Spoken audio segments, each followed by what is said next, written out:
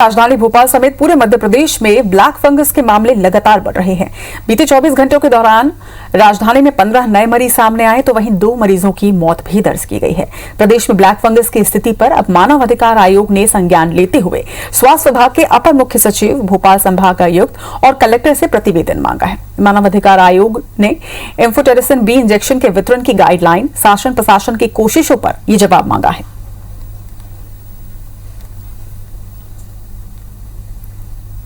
घर घर सरकार अभियान के तहत आज प्रदेश के चिकित्सा शिक्षा मंत्री खुद लोगों को जागरूक करने के लिए भोपाल की सड़कों पर निकले। मंत्री सारंग ने लोगों से कोविड की सभी गाइडलाइंस का पालन करने की अपील भी की। वहीं इस दौरान उन्होंने होम आइसोलेटेड मरीजों से बात कर उनका हालचाल भी जाना।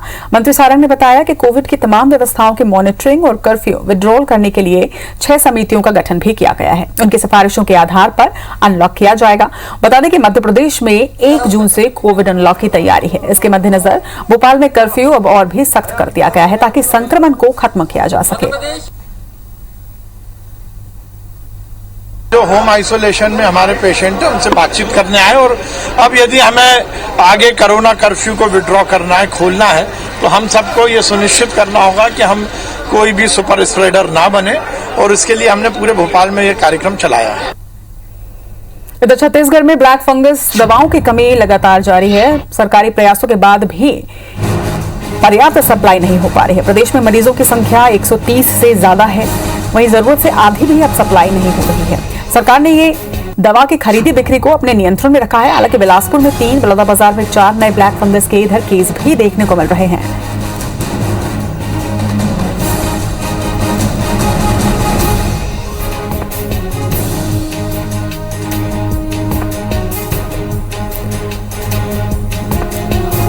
और ब्लैक फंगस की स्थिति मध्य प्रदेश और छत्तीसगढ़ में कैसी है, इन दोनों ही प्रदेशों से हमारे साथ हमारे सहयोगी छत्तीसगढ़ से राजेश राज और मध्य प्रदेश से नीलम गुर्वे हमारे साथ है। राजेश, पहले आपसे जानना चाहेंगे, प्रदेश में लगातार ब्लैक फंगस के नए मामले सामने आते जा रहे हैं। आंकड़ों की बात करें तो 130 के लगभग यहां पर मरीज हैं प्रदेश में, और इसके साथ ही ये भी देखा जा रहा है कि दवाई जो ब्लैक फंगस के लिए जरूरी है, आवश्यक है, उसकी कमी कहीं ना कहीं एक परेशानी का सबब बनी हुई है।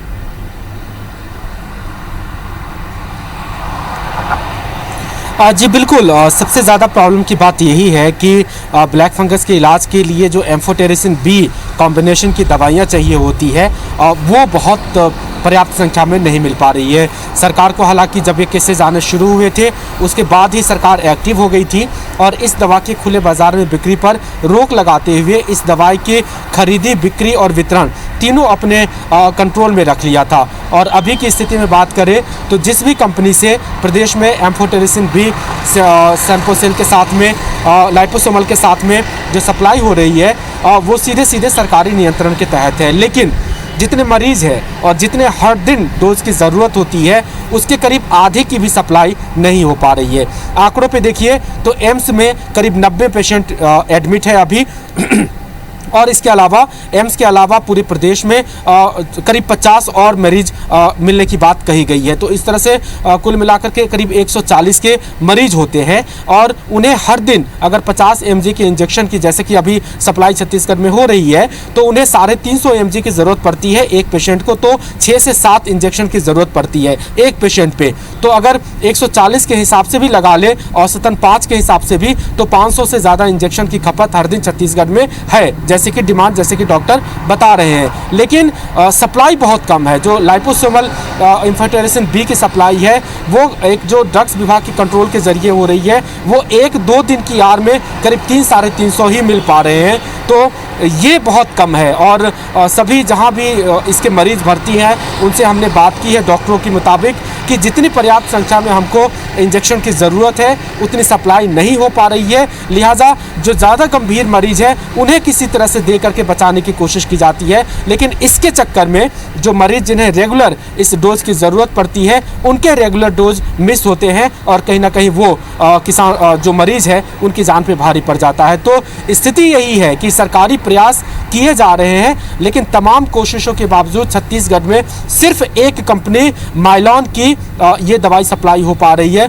बाकी करीब दर्जन भर कंपनियों के साथ सरकार के अलग अलग विभाग के लोगों ने बातचीत की थी, लेकिन अभी तक उनसे सप्लाई सुनिश्चित नहीं हो पाई है। हमारी जो बातचीत है, जून के फर्स्ट वीक में थोड़ी बहुत और कंपनियों की सप्लाई शुरू होंगी, तब जाकर के थोड़ी सी राहत मिलेगी, लेकिन करीब एक सप्ताह या उससे ज़्यादा का वक्त अभी भी मुश्किल भरा है छत्तीसगढ़ में ब्लैक फंगस के मरीजों के लिए। जी, मध्य प्रदेश से हमारे साथ हमारी सहयोगी नीलम है। नीलम, अगर मध्य प्रदेश की बात करें तो मध्य प्रदेश में और खासतौर पर राजधानी भोपाल में लगातार ब्लैक फंगस के मरीजों के आंकड़े बढ़ते जा रहे हैं। इसके साथ बड़ी चिंता का विषय यह भी कि मौत के आंकड़े भी हर रोज देखने को मिल रहे हैं।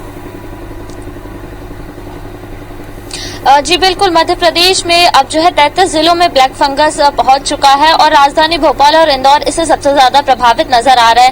राजधानी भोपाल में मौतें जो है लगातार हो रही है।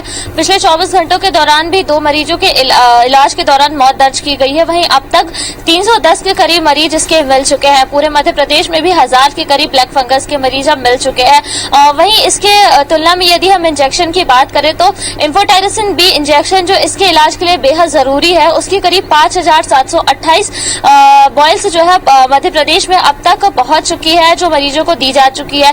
पर ये नाकाफी होती हुई नजर आ रही है, क्योंकि एक मरीज को इसकी 4 इंजेक्शंस लगाई जाती है एक दिन में। तो जिस हिसाब के हमारे पास इस समय मरीज इलाज रहते हैं, उस हिसाब से इनकी इंजेक्शंस और दवाइयों की कमी काफी ज्यादा देखने को मिल रही है। खुद चिकित्सा शिक्षा मंत्री विश्वास सारंग ने भी पिछले दिनों ये माना था कि चूंकि देश भर में भी इंजेक्शन की कमी है, इसलिए मध्य प्रदेश भी इसकी कमी से जूझ रहा है। हालांकि राज्य सरकार दावा कर रही है कि हम दवा निर्माता कंपनियों से लगातार बातचीत कर रहे हैं और विशेष विमान इसके लिए लगाए गए हैं। Health corporation of Madhya Pradesh भी इस काम में जुटा हुआ है कि टेंडर जारी करके या बातचीत के जरिए जो दवा निर्माता कंपनी है उनसे इंजेक्शन की सप्लाई को सुनिश्चित किया जा सके। पर वहीं कहीं न कहीं जो निजी अस्पताल में मरीज भर्ती है, उन्हें इंजेक्शन की लिए परेशान होना पड़ रहा है। कल देर रात तक हमीदिया अस्पताल में भी इंजेक्शन के लिए मरीजों के परिजन परेशान होते हुए नजर आए थे।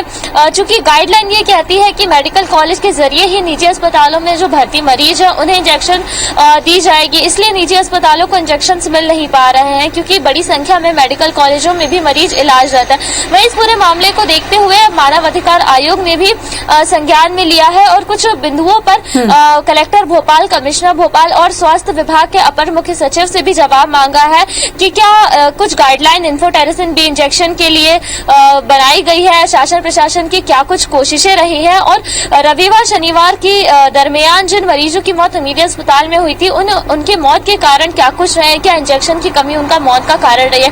तो अब मानव अधिकार आयोग ने भी इस बारे में संज्ञान ले लिया है। वहीं सरकार कोशिशें कर रही है कि एम्फोटेरिसिन बी इंजेक्शन और एक और जो एंटीवायरल ड्रग होता है पेसागोनाजोल, उसकी सप्लाई जो है निरंतर की जाए। पर अब भी जो है लगातार इस पर काम तो किया जा रहा है, पर अब भी कमियां काफी कुछ नजर आ रही है। जी आप दोनों का ही बहुत बहुत शुक्रिया तमाम जानकारी के लिए।